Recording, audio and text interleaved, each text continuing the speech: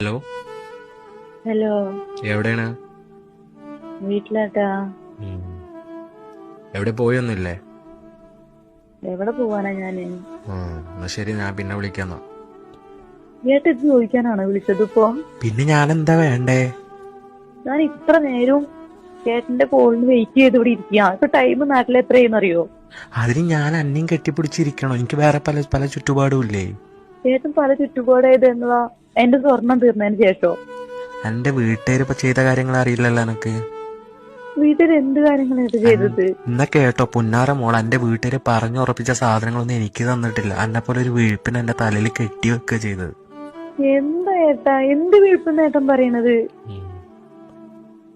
എനിക്ക് 18 വയസ്സില് 100 പവൻ സ്വർണം, ഇപ്പൊ ഒരു കരി, ഒരു മൂക്കുത്തി പോലും എനിക്കില്ലല്ലോ. എനക്ക് തിന്നാൻ ചെലവിനൊക്കെ ഞാൻ തരുന്നില്ലേ? ചെലവിൽ തെറ്റത് ഭർത്താവിന്റെ കടമല്ലേ ഏട്ടാ? അതിന്